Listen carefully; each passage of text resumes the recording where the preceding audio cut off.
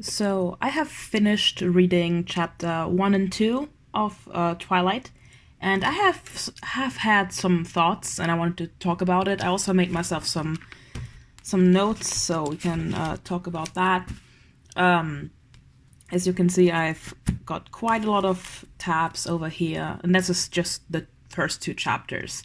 Yeah, my mom was a little bit shocked when I showed this to her, but I also said to her that this is probably gonna be less and less as we progress through the books, just because a lot of these is just like character moments. As you can see, the blue ones are all character moments.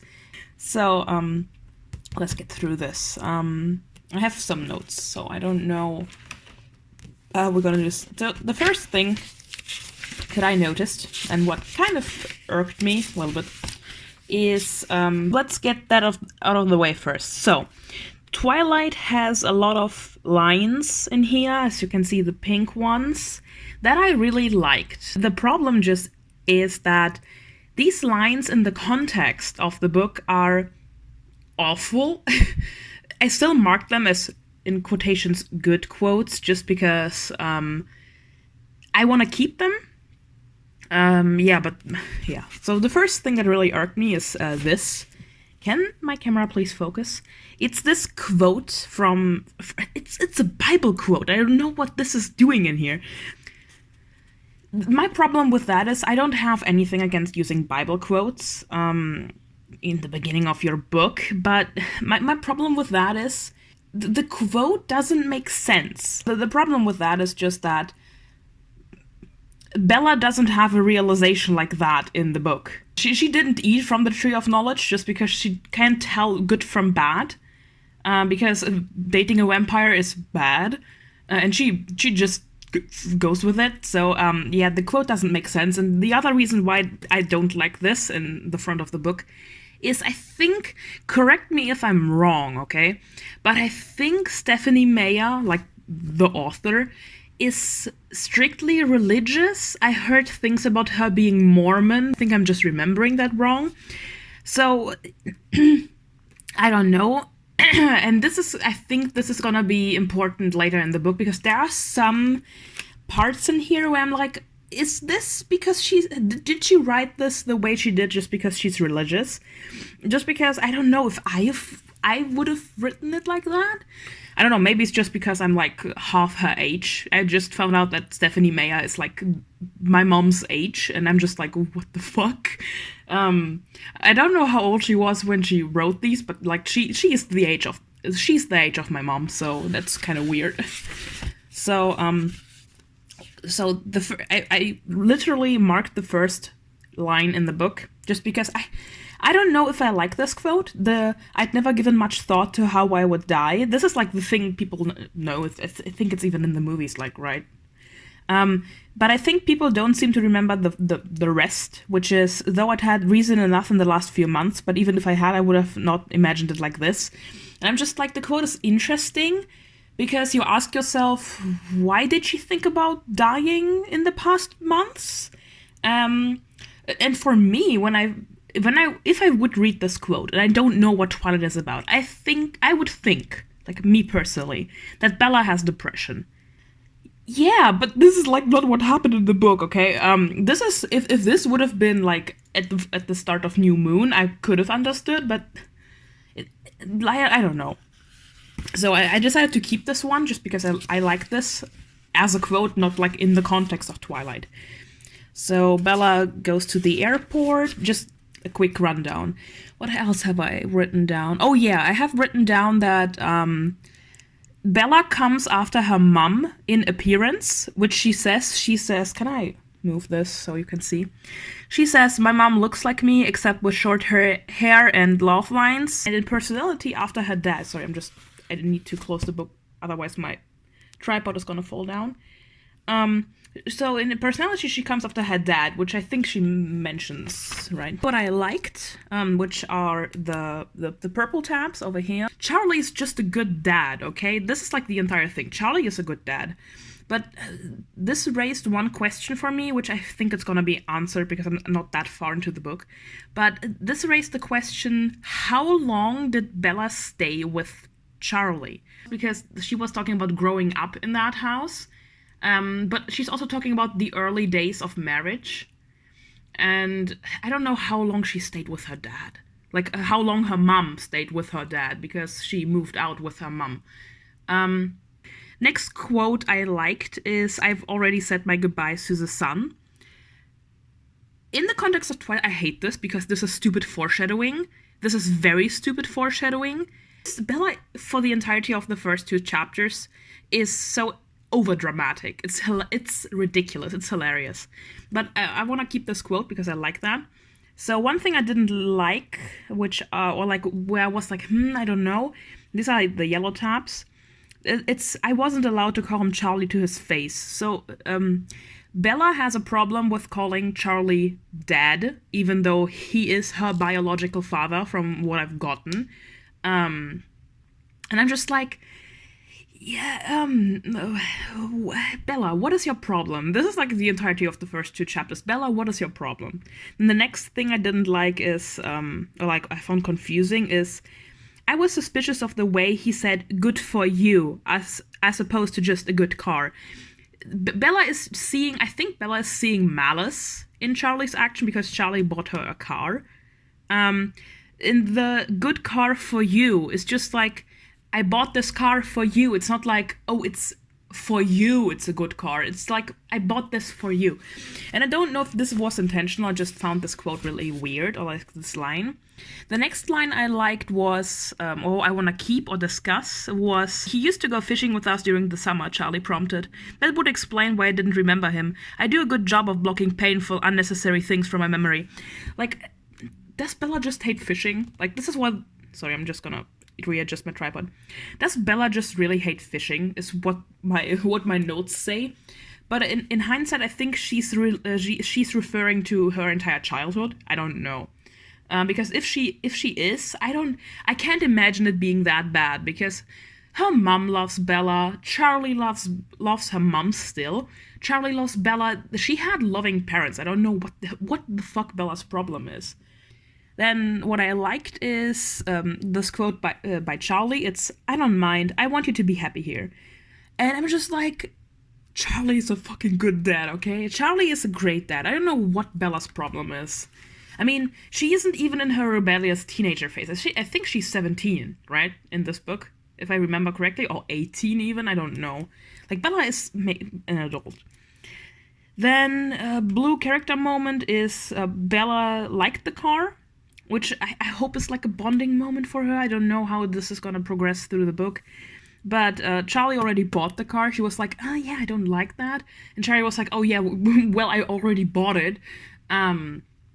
Yeah, also one thing I found interesting, which is a detail I want to keep. Bella asks her dad what kind of car it is. And I'm just like, I'm gonna assume Bella knows about cars, because I wouldn't ask my dad, "Oh, what kind of car is it?" Because if he says, "Oh, it's a truck," okay, it's a truck. But if he says, "Yeah, it's that and that brand," I'm just like, okay, I don't know anything about cars. Then also one character moment was like, then the next thing is Charlie doesn't hover, which is, I think that's a typical dad thing. I think dads typically don't hover like that. Of course there are dads that do that, but I think, like, my dad doesn't do that. Like, I don't know any dads that do that. It's usually the moms who do that. So I think that's like, okay, that's normal. Then one quote I found interesting is, let me just focus on that. It's, "I would be the new girl from the big city, a curiosity, a freak." And I'm just like, Bella, you look like fucking every other person in this town. Like, you're pale, you don't even look like you're from Arizona. Is she from Arizona? No, she's from Phoenix, right? I have no idea where Phoenix is. And I'm just like, Bella, you're so overdramatic. You look like everybody else here, you wouldn't stand out. The only reason Bella probably does stand out because the town is so small and she's new. But Bella is so overdramatic, but I want to keep this quote because I can work with that, okay? Then next thing is, I marked how Bella looks, how she describes herself. She's basically average. I don't know if we're gonna keep her appearance. Then next thing is Bella doesn't relate to people. She says it. I didn't relate well to people my age. Maybe the truth was that I didn't relate well to people, period. Even my mother, who I was closer to than anyone else on the planet, was never in harmony with me, never exactly on the same page. Sometimes I wondered if I was seeing the same things through my eyes that the rest of the world was seeing through theirs. Maybe there was a glitch in my brain, which is also the quote I want to keep.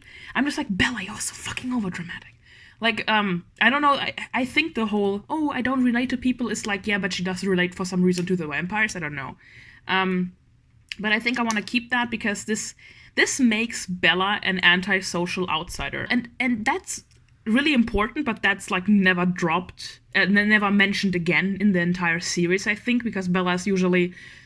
She's not good at socializing because she's awkward, but she's not as antisocial as she describes herself.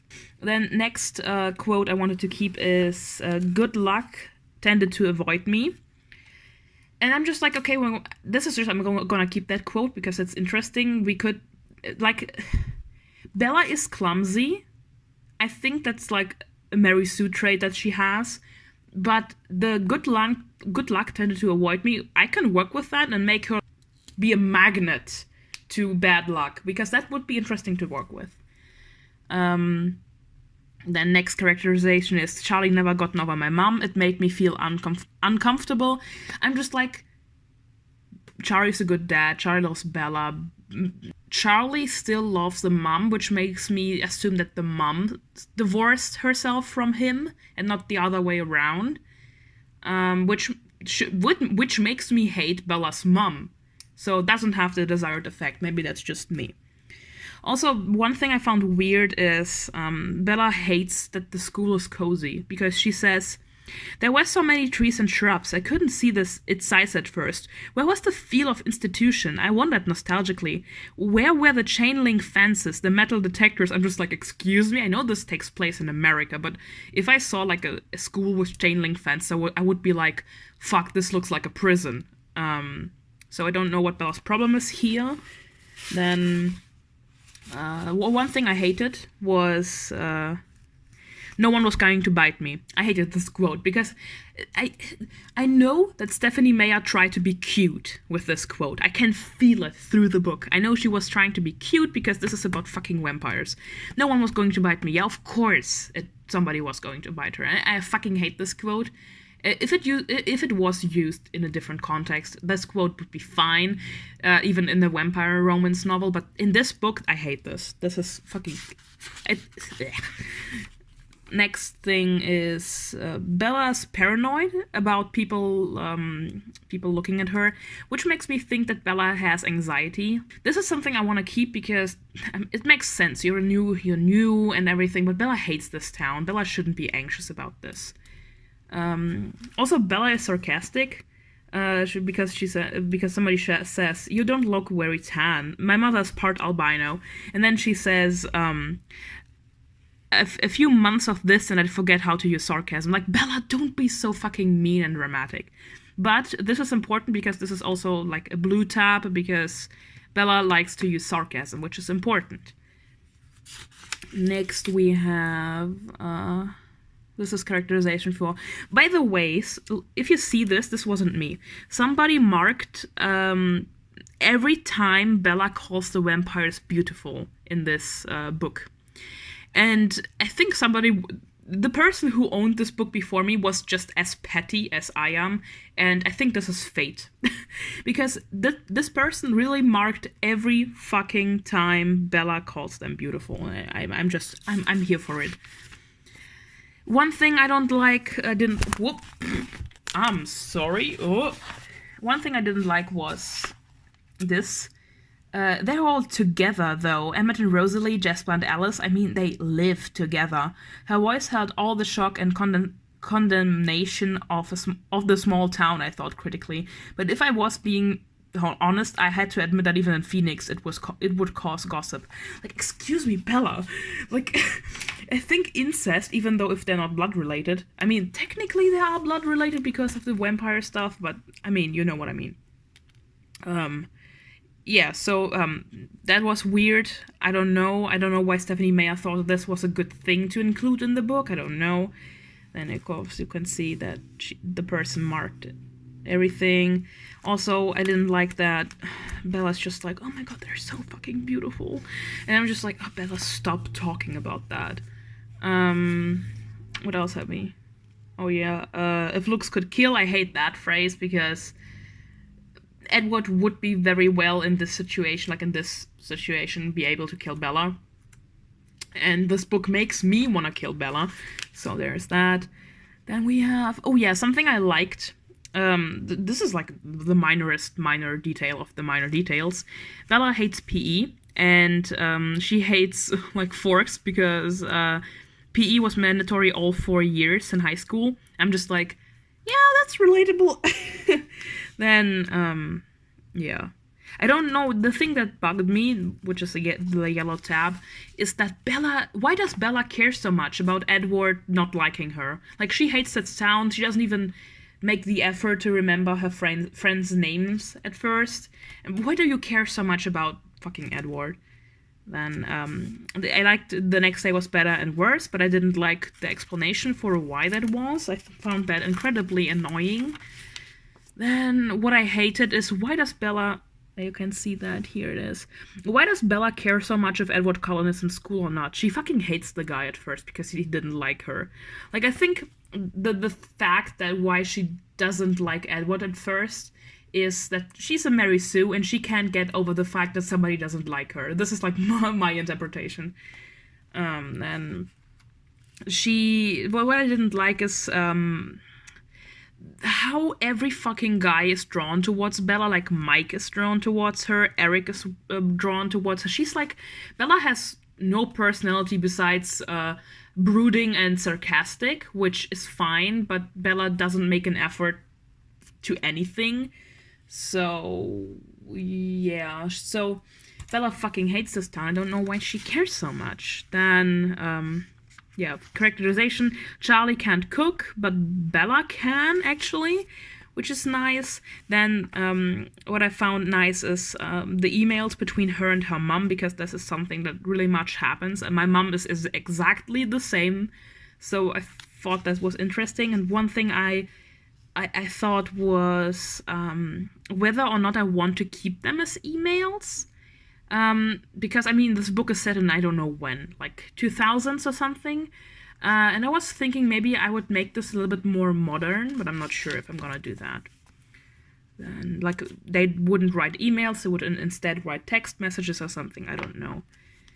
Then one thing I found interesting I wanted to discuss was Charlie keeps a loaded gun there in his house, and just, I guess he considered me old enough now to not shoot myself by accident and not depressed enough to shoot myself on purpose. It's highly risky as police chief to let that gun lying around just like that. I'm just like, that's hazardous, that's irresponsible, but even if Bella is an adult. So Charlie hasn't seen Bella in how many years, so maybe Bella is depressed. Who knows? Like, Bella could very well shoot herself in the knee. Then what I found interesting is the kids, they are a little different. This is relating to the Cullens. They don't seem to fit well in at school. And then Charlie goes into the big rant of people in this town. Like, the Cullens are great kids, okay? And they moved in, like, 3 years ago? I don't know. I think they moved in 3 years ago. I think I read that somewhere before. And I'm just like, are you telling me that, because Bella deliberately says this, let me just look that up. Here, I found it. He was more boyish than the others, who looked like they could be in college or even teachers here rather than students. So are you fucking telling me that these people who look like they could be students moved to Forks and went to 9th grade? Because I think high school is 9th to 12th grade, right? Are you telling me that people who look like college students went to 9th grade in Forks? Because that's like a major plot hole in here. Yeah, so Charlie goes on the big rant. Let me just find what the fuck we stopped. Of course. Yeah, also over here, Bella's just like, yeah, they're really attractive. Like, Bella, why the fuck do you feel the need to mention this to your dad? And then her dad says, you should see the doctor, Charlie said, laughing. The nurses have a hard time concentrating on their work with him around. I'm just like, Carly can turn straight men gay, apparently. Which is like a detail I want to keep. Then... yeah, for all I knew, he dropped out of school. Like, Bella, why do you care so much about Edward? I know he's the love interest, but, like, realistically. Then, it snows, Bella's like, ew, snow. And just like, yeah, that's actually funny, I like that. I found that very funny. This was a good line. This was a generally good line.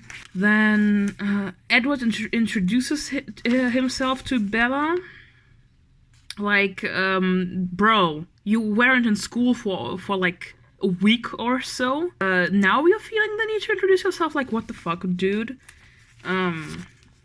Also, Edward is giving me like major nice guy energy, which I don't know how to feel about.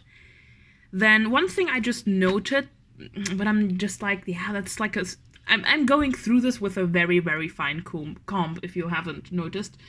But one thing that irked me was that Bella already had all the stuff they did in school.